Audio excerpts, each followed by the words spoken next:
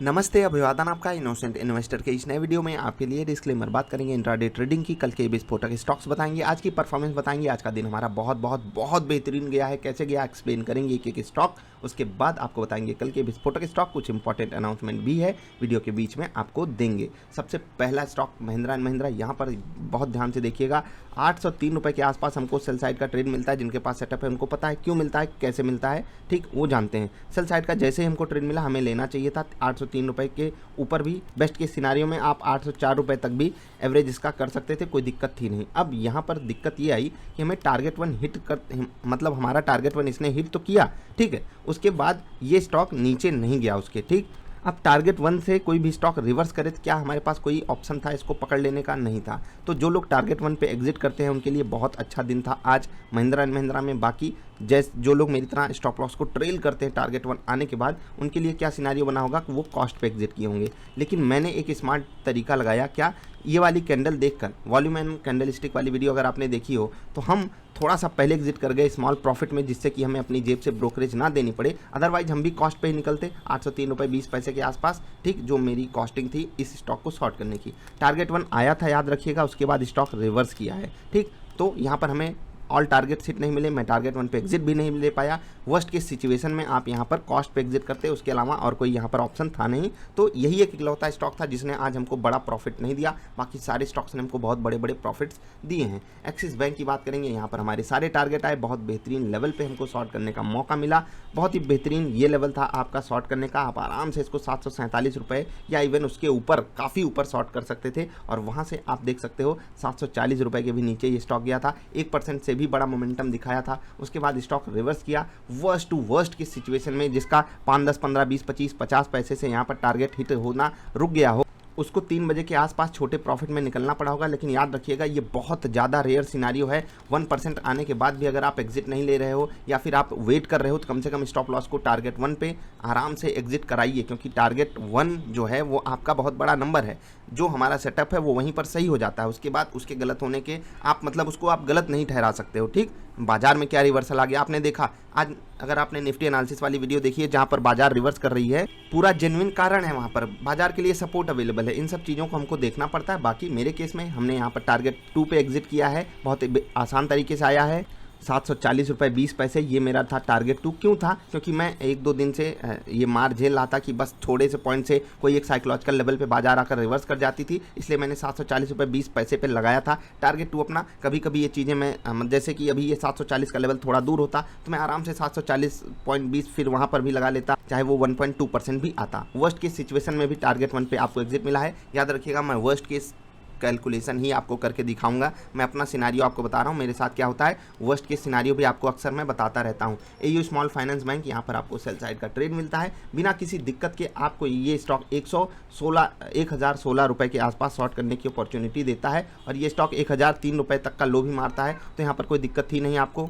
1.2% का टारगेट इसने भी बहुत बेहतरीन तरीके से आपको दिया है। तो हमको यहाँ पर भी बहुत बेहतरीन टारगेट मिला। डाबर में भी हमको बहुत बेहतरीन टारगेट मिला। मैंने आपको 10 मिनट वेट करने को कहा था। उसके बाद हमको बढ़िया बाई सिग्नल मिलता है। बाई सिग्नल के बाद बहुत बेहतरीन रिट्रेसमेंट भी मिलता है हमको। हम आराम से इसका फ़ायदा उठा सकते थे। जो लोग कैलकुलेशन पे ट्रेड लिए उनको भी बहुत बेहतरीन इसने टारगेट हिट करके दिए। 560 रुपये के आसपास ही मेरा जो टारगेट था टारगेट 2, 559 रुपये 50 पैसे, 559.5 रुपये 550 पैसे ये मेरा था टारगेट। फिर से मैं जान रहा था 560 एक साइकोलॉजिकल लेवल है। देखो हमेशा बाजार देखे इसके ऊपर गई, कभी कभी एकदम तुरंत रिवर्स कर जाती है। अगर मैं 560 लगाता, 560 रुपये 20, 30, 50 पैसे भी लगाता, मेरा टारगेट हिट होता। लेकिन यही है ना कि ये डर अच्छा है, ज़रूरी है, यही हमको कभी बहुत अच्छे सिनारियों में बचा ले जाएगा, ठीक है। हम थोड़ा ऊपर लगाते हमें मिल जाता, तो 1% के आसपास का हमको यहाँ पर भी टारगेट मिला। उसके बाद टाटा मोटर्स, यहाँ पर क्या कहने, यहाँ पर क्या कहने, जी हाँ बहुत बेहतरीन ट्रेड था हमारा, बहुत बेहतरीन। यहाँ पर हमको सिग्नल भी मिला, कोई दिक्कत हुई नहीं। यहाँ पर ऑल टारगेट हिट हुए बिना किसी कन्फ्यूजन के। तो अगर आप वर्स्ट केस कैलकुलेशन करोगे तो 1.2% यहाँ, 1% के आसपास कहाँ पर डाबर में, उसके बाद एयू स्मॉल फाइनेंस में 1.2%। तो आप अगर कैलकुलेट करते हो 3.4%, जी हाँ 3.4% यहाँ पर हो गया। उसके बाद एयू स्मॉल फाइनेंस बैंक की बात हमने कर ही ली। एक्सिस बैंक में आपको वर्स्ट टू वर्स्ट की सिचुएशन में टारगेट वन पे एग्जिट करना था, जी हाँ। तो टारगेट वन भी 0.6% होता है, 4% के आसपास की कमाई हम महिंद्रा की वर्स्ट की सिचुएशन नहीं कॉस्ट टू कॉस्ट कैलकुलेट कर रहे हैं। अब 4% की कमाई कितनी ज़्यादा बड़ी होती है एक दिन में, आप इसके लिए जाकर इंट्राडे सेटअप वाली वीडियो दूसरे चैनल पे जरूर देखिएगा। मैंने आपको क्या बोला है कि जिस दिन हमारी 4% की कमाई हो जाए, अगले 8 दिन अगर हम कॉस्ट पे भी रहते हैं ना, तो हमें कोई तकलीफ नहीं होनी चाहिए। जाकर जरूर देखिएगा मैंने ऐसा क्यों कहा था। तो चलिए अब कल के विस्फोटक स्टॉक्स की बात करें उससे पहले अनाउंसमेंट ये है कि कल मैंने जो आपको कहा था कि आपको मैं 150% रिफंड करूंगा, जी हाँ, इस चीज़ पे भी बिल्कुल एग्री है सभी लोग। दूसरी चीज़, जो भी आपको लॉस होगा ये भी हम आपको रिफंड करके देंगे अगर आप हमारे सेटअप पे बिल्कुल जो भी तरीका हम आपको बताते हैं, जहाँ हमें सेल सिग्नल मिलता है, जहाँ हमें बाई सिग्नल मिलता है, उस पर ट्रेड करते हो तो ये भी होगा। लेकिन याद रखिएगा जो आज ज्वाइन करेगा पेड, ठीक है, उसके लिए ये सर्विस आज तक के लिए अवेलेबल रहेगी। उसके बाद सिर्फ और सिर्फ ये अकाउंट होल्डर्स के लिए रहेगी ये सुविधा। क्यों हम ऐसा कर रहे हैं? क्योंकि नंबर ऑफ़ जो मतलब मेंबर्स हैं उनकी संख्या काफ़ी ज़्यादा हो जाएगी, फिर उनको ट्रैक करने के लिए दिक्कत आती है, लोगों को रखना पड़ेगा, फिर कॉस्ट बढ़ जाएगी, बहुत सारा मतलब हौच पौच हो जाएगा। इसलिए मैं ये चीज़ आज तक ही रखूँगा। बाकी आपके लिए बेस्ट के सिनारियो यही होगा कि अगर आप बाद में भी ज्वाइन करते हो तो ये सोचिएगा कि अगर हम अकाउंट होल्डर्स के लिए ये काम कर रहे हैं तो हमें अपने पैटर्न पर फिर भी भरोसा है। उनकी संख्या कम रहती है, उनको हैंडल करना आसान होगा, उनके ट्रेड्स को देखना आसान होगा, उनको समझाना आसान होगा, क्योंकि उनकी संख्या कम होती है। अभी हम कम टीम मेंबर्स के साथ ऑपरेट करते हैं, इसलिए ये लिमिटेशंस हैं। आने वाले समय में इसको हम दूर करेंगे। मैं एक चीज़ से सच में दंग रह जाता हूं कि जब मैं ये देखता था कि स्टॉक मार्केट में लोग सिर्फ लखपति करोड़पति बनने वाली वीडियोस देखते हैं, वो मेरी वीडियो क्यों आकर देखते हैं 1%, जहां पर मैं कमाने की बात करता हूं, 0.5% एक दिन में कमाने की बात करता हूं। इसलिए देखते हैं क्योंकि हाँ, जो रेशनल चीज़ें होती हैं उससे भी पसंद करने वाले लोग हैं, भले उनकी संख्या बहुत कम है। यही 2-4-5% लोग हैं जो बाजार में पैसा भी कमा रहे हैं। बाकी 95% लोग तो यहाँ पर आते हैं हम सबको देने। जी हाँ, वही मैं कह रहा हूँ, 95% हम सबको यहाँ पर लुटाने आते हैं। लो भैया पैसा लेना है, लो भाई ले लो। तो आपको भी मैं यही कहूँगा, सेटअप पे, रूल्स पे, सब चीज़ों पे भरोसा करिए। लॉन्ग रन में आप प्रॉफिटेबल होगे। और दिन का 0.5% कितना ज़्यादा बड़ा अमाउंट होता है, ये आप लॉन्ग रन में सोच भी नहीं पाओगे कितना बड़ा फंड ये क्रिएट कर देगा आपके लिए। कल के विस्फोटक स्टॉक्स की बात करेंगे। याद रखिएगा जो आज तक ज्वाइन करेंगे, जो अनाउंसमेंट कल की गई है उनके ऊपर पूरी एप्लीकेबल रहेगी रात 12 बजे तक, ठीक। बाकी सिर्फ अकाउंट होल्डर्स के लिए रहेगा। हमने आपको बात समझा दी। HCL टेक पे कल नजर रखिएगा, without any terms and condition setup पे ट्रेड लेना है। LIC housing finance without any terms and condition setup पे ट्रेड लेना है। टाटा मोटर्स यहाँ पर बहुत बेहतरीन मोमेंटम आ गया नीचे से, without any terms and condition setup पे ट्रेड लेना है। स्टेट बैंक ऑफ इंडिया पे थोड़ा सा फोकस रखिएगा। ये थोड़ा मतलब 427 के नीचे ही सेल साइड का ट्रेड, 428 रुपये 50 पैसे के ऊपर ही बाई साइड का ट्रेड यहाँ पर लीजिएगा। जो भी आपको मिल जाता है आराम से लीजिएगा। सेटअप पे ट्रेड आपको यहाँ पर बढ़िया मिल सकता है। इन्फोसिस की बात करेंगे, 14-15 रुपये के ऊपर यहाँ पर बाई साइड का ट्रेड लीजिएगा। 14-10 रुपये के नीचे आपको सेल साइड का ट्रेड लेना है। 14-15 मतलब 1415। बाकी अगर कोई अपडेट होगा हम कल की बाजार वाली वीडियो में समझा देंगे। स्टॉप लॉसेस कहाँ रखना है वो भी आपको समझा देंगे। तो ऐसे बेस्ट दिनों के लिए हमें क्या करना होता है, बहुत से वर्स्ट दिनों से लड़ना पड़ता है, तब ऐसे बेस्ट दिन आते हैं।